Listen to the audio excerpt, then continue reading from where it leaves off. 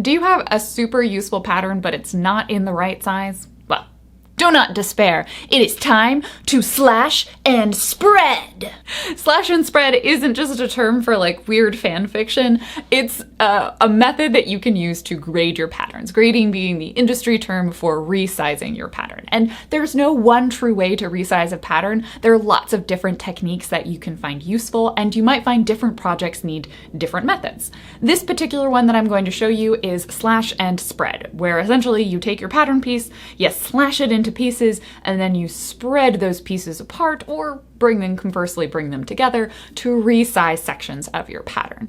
This technique can be really useful because it can allow you to get pretty fine resizing and also evenly spread your adjustments around all of your pattern pieces. To get started, you're obviously going to want to have a pattern that you're going to resize.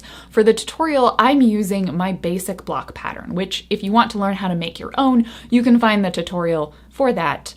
I think it ends up over here. Or alternatively, you can also grab my version of the basic block down in the description below and then resize it using this tutorial that I'm presenting to you today. A few things to keep in mind when you're doing the cut and spread method. Generally speaking, you don't want to add more than 1 to 2 inches of volume on any given piece, or similarly remove 1 to 2 inches of volume on any given pattern piece, because you're going to start getting a lot more distortion of the pattern. It'll be difficult to keep things aligned and fitting together. So if you do need to remove lots of material, the suggestion is that you do a smaller amount, redraw your pattern, and then repeat the process until you increase or decrease by the amount that you need. With that, let's go over an example that's going to include both removing and adding. Before we get started with any spreading or shrinking, we need to do our cutting. First off, for a center bodice piece, I'm going to just make a vertical cut right down the rough center here. And then I'm going to make one slightly above the bust line. There's no precise number above the bust line, so we're going to say about like 3 inches, 2.5 inches, and similarly below the bust line, we're going to make a horizontal cut. Next, we're going to take our side front piece, and I'm going to line up my armhole here to kind of match this nice lovely J curve. And then I want to make a cut basically through the side front and also through the shoulder sleeve. Again, like I mentioned, there's no precise number or placement of any of these cuts. The general rule of thumb is the more cuts you make, the more you can finely tune your adjustments to the pattern. The fewer cuts you make, the less math you have to do. Now I'm going to also line them up at the waist seam so that I can continue this line across here. And you'll notice this line here cuts off just above this bust. That's actually great because I'm not going to mark it on here as well. So now we do the actual cut of the cut part that I've marked.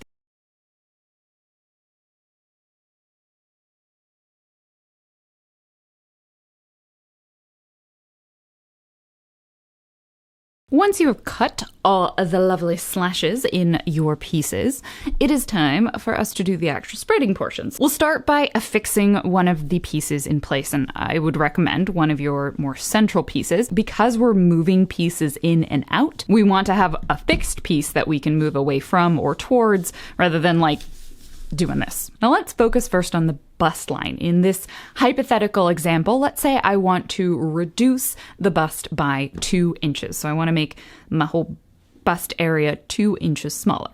Now these two pieces together represent a quarter of the body, and I'll have another 2 pieces on the back, a side back and a center back piece. Now I have 1 slash in each piece, same for the back pieces, which means I have 4 slashes on each side of the body, 8 slashes total. So if I take my 2 inches and distribute that evenly among my 8 slashes, it means each slash needs to decrease by 1/4 inch. So then I'm going to take my ruler, slide my piece underneath by 1/4 inch, and then tape them together.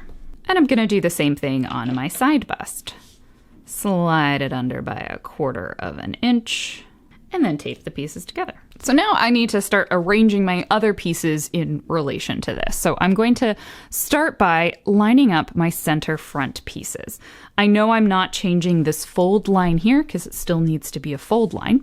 And I also didn't want to make it any longer. If you wanted to make it longer, that would be your opportunity to stretch, squish it here.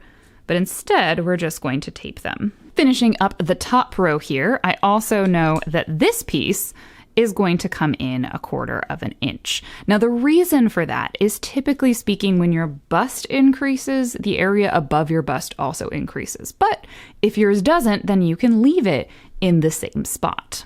So we're gonna line that up 1/4 inch. Now for the shoulder piece, we can get a little bit tricksy. I know that I need to move this part in by 1/4 inch, but say for example, your shoulder line is the exact same length as the one on the pattern. We're gonna instead pivot. So I'm gonna keep this in the same spot, and I'm going to only move the base in by 1/4 inch. That largely takes care of our top, so now we need to deal with our waist. For our waist, we wanted to let it out, which means instead of bringing it in by 1/4 inch, we're gonna spread it by 1/4 inch. Now again, I know I don't want to make this any longer, so I am not going to shift it down. I'm going to line it up right here at the seam. And we're going to tape it in place. So now our waist is 1/4 inch bigger, but our bust is 1/4 inch smaller. And you can see why you don't want to make massive adjustments at the same time, because you have to deal with these sorts of weird artifacts, which we'll show you in the second part. So let's do the waist here. Same, I don't want to increase my length at all. So I'm just gonna tape these two pieces together, keep this curve the same, but I do want to increase my waist by 2 inches. So we're gonna take this 1/4 inch around. All right, I've got two sort of pattern looking things. They're a little bit weird, a little bit off. So this is where we get our tracing paper. Whoa! And also our French curves. You don't have to, but they can be handy. So first off, we've got some easy lines. We're just gonna trace our straight lines, bottom lines.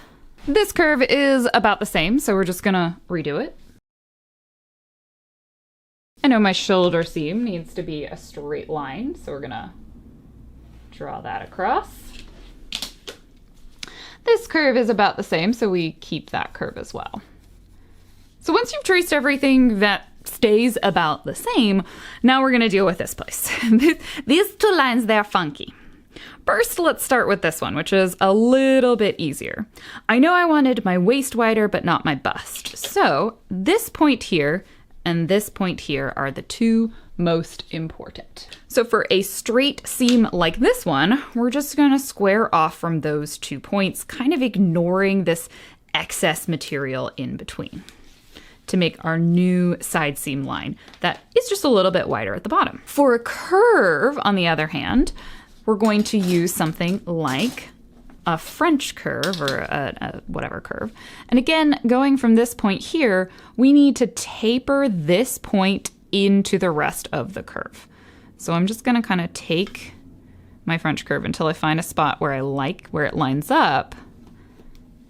And then I'm just gonna draw that new line. And so then this becomes our new seam line. And the rest of it can stay the same. Now we can do the same thing on this line here. These 2 points are the most important. We don't want them to move at all. So we're going to basically blend this line into this line. So I'm gonna square this line off. And the point where it stops being kind of square, that's where my French curve's gonna kick in. Boop, boop, boop. You just sort of rotate till they do what you want.